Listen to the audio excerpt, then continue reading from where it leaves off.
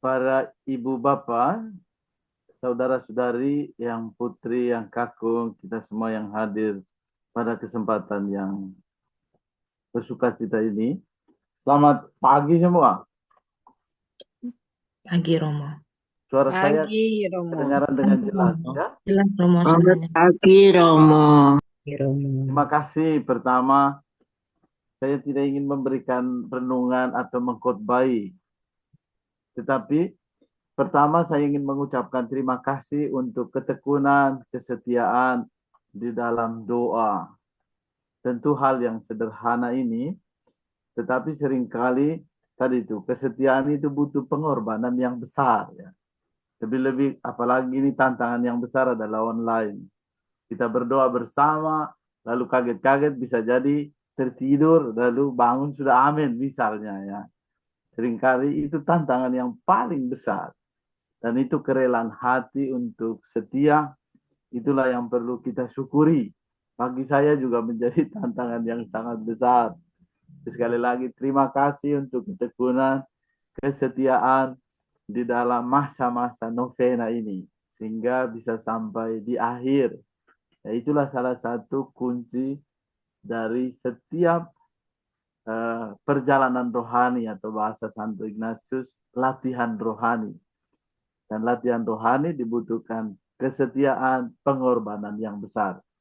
Dan hari ini 21 Desember, bacaan-bacaan di pekan khusus Advent ini, itu luar biasa indah sekali. Jadi kalau kita menemukan, dan di sini kita rata-rata ya punya pengalaman jatuh cinta, jatuh hati, atau dijatuhi cinta, atau dicintai. Ya, pokoknya hari ini itu pengalaman tentang hati yang berbunga-bunga.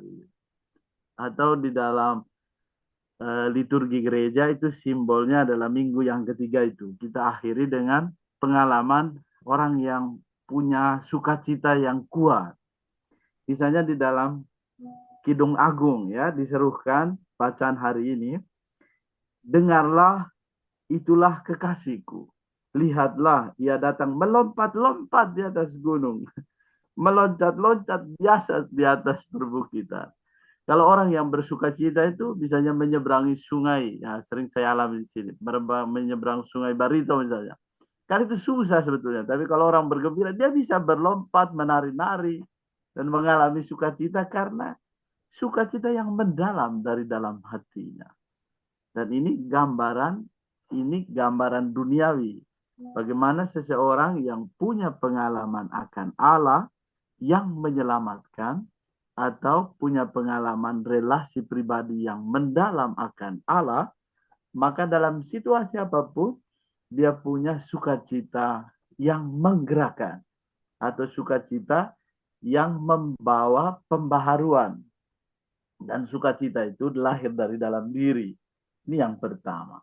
Jadi boleh kita renungkan bahwa hari ini juga lebih-lebih di saat-saat kita selesai dengan novena ini, membantu kita untuk melihat bahwa apapun keadaan kita tetaplah bersukacita karena Allah pertama yang menganugerahkan sukacita itu di dalam hati kita. Lalu yang kedua, orang yang bersukacita tadi digambarkan melompat-lompat, meloncat-loncat. Lalu ada rumusan yang baik. Ia berdiri di balik sambil menengok melalui segala tingkap, kekasihku, aku angkat bicara, bangunlah manisku jelita.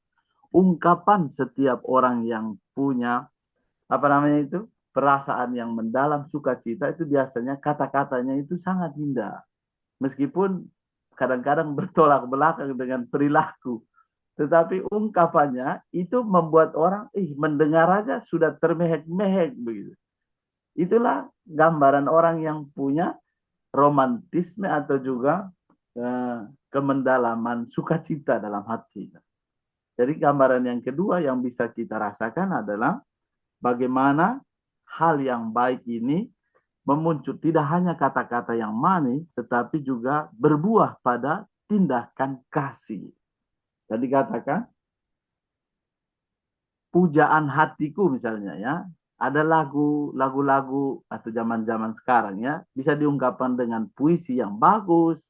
Ini ada yang praktis di sini yang suka dengan puisi, atau juga kita yang dengan lagu-lagu, atau kadang-kadang dengan apa namanya itu lagu-lagu kesukaan kita yang bisa membuat siapapun yang ada di antara kita punya relasi baik itu menggugah karena dia dicintai, dikasihi.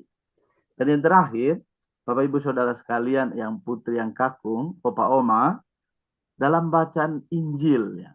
Dalam bacaan Injil itu sukacita perjumpaan. Perjumpaan Maria pertama, Maria tentu mengalami sukacita karena tadi sesudah dikatakan malaikat Gabriel, pengalaman sukacita itu biasanya kalau orang yang senang itu gembira, itu dia tidak gembira sendirian. Dia pasti akan berjuang untuk membagikan. Jadi sukacita itu meluap-luap sehingga tidak hanya dinikmati oleh dirinya sendiri, tetapi dibagikan ke orang lain. Dan lihatlah Bunda Maria menempuh perjalanan yang sangat jauh ya. Jadi bayangkan aja Bunda Maria bisa berjalan kayak tentu tidak digambarkan di dalam kitab suci itu bersama dengan Yosef, tetapi itu adalah kekasih hatinya ya. Bunda Maria didampingi oleh Santo Yusuf untuk boleh menikmati perjalanan yang sangat jauh. Dan itu karena sukacita yang mendalam, kerelaan hatinya memberi diri.